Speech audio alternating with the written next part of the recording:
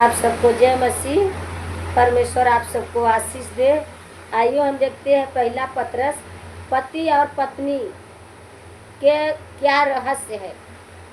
Hallelujah. परमेश्वर पति पत्नी के लिए मेरा चाल चलन कैसा होना चाहिए, मसीह में हमारा चाल चलन कैसा होना चाहिए, हम वचन से समझते हैं। हे पत्नियों, तुम भी अपने पति के अधीन रहो, इसलिए कि यदि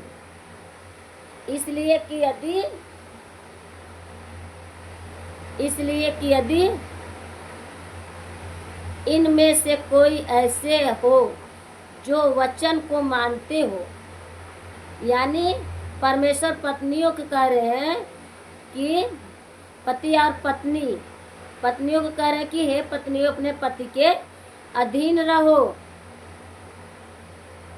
ऐसे जो वचन को मानते हो। अपने ऐसे पति के अधीन हो जो वचन को मानते हो। हालेलुया।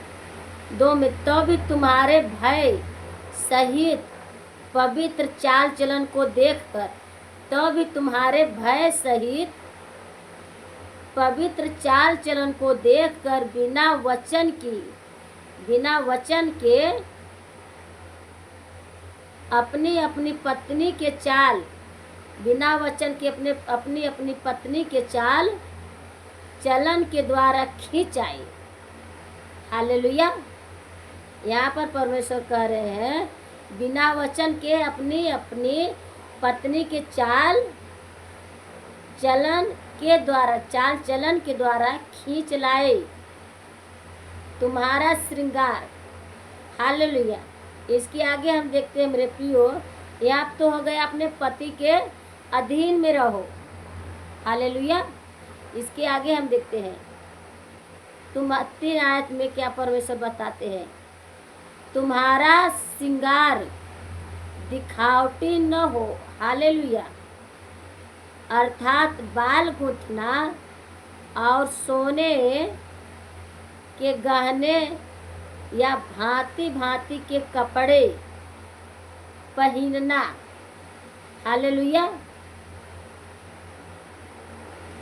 4 वचन में हम देखते हैं मेरे प्रियो, वरन तुम्हारा छिपा हुआ गुप्त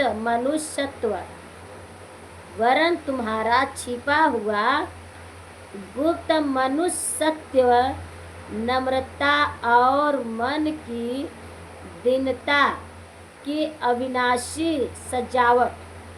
ये हमारा क्या है मेरे प्रियो, हमारा शरीर। यहाँ पर परमेश्वर कह रहे हैं गुप्त मनुष्यत्व नम्रता और मन की दीनता की अविनाशी सजावट। हमारा शरीर क्या है, अविनाशी मेरे परमेश्वर।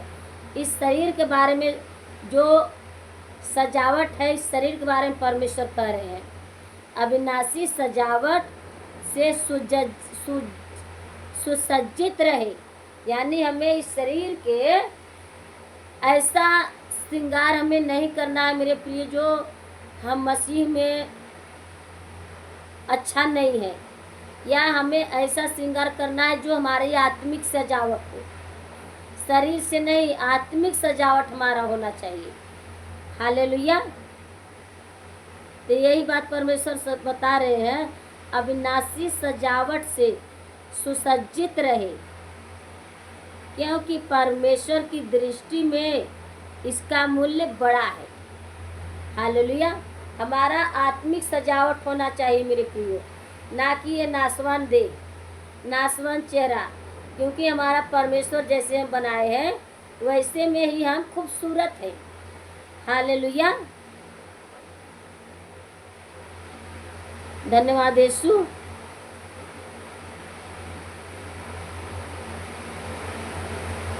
इसके आगे और एक वचन देखते हैं प्रियो, 5 वचन।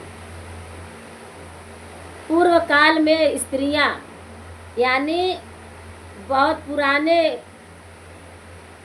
हमारे माता पिता जो रहते थे, आजा दादा, उन दिनों की बात मेरे प्रियो। पूर्व काल में स्त्रियां भी जो परमेश्वर पर आशा रखती थी, अपने को इसी रीति से संवारती थी और अपने अपने पति के अधीन रहती थी। हालेलुया।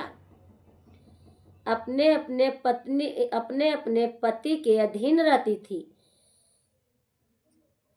6 में हम देखते जैसे सारा अब्राहम की अधीन में रहती और वैसे और उसे स्वामी कहती थी, इसी प्रकार तुम भी यदि भलाई करो और किसी प्रकार के भय से भयभीत न रहो तो उसकी बेटियां ठहरोगे। हाँ मेरे प्रिय भाई बहन, तो हमारे जैसे माता पिता पहले पूर्व काल में पहले जो थे उन लोग अपनी बार को सिर्फ गूंथती और संवारती थी, जो है अपने पति के अधीन में रहती थी, जैसे सारा अब्राहम की अधीन रहती थी। तो हमारी सजावट आत्मिक होना चाहिए मेरे प्रिय भाई बहन, ना कि अपने इस शरीर को इतना सजा लो। अविनाशी देह के सजावट से परमेश्वर नहीं, क्योंकि हमें सजाना है, हमारा आत्मिक शरीर की सजावट होना चाहिए। हमें अपने पति के अधीन में रहना चाहिए, हमें श्रृंगार भी करना है मेरे प्रियो। तो अपने पति के लिए, अपने पति को दिखाने के लिए, अपने पति के लिए रहो, ताकि दूसरा और कोई ना देखे या तुम्हें देखकर वो पाप में ना गिरे।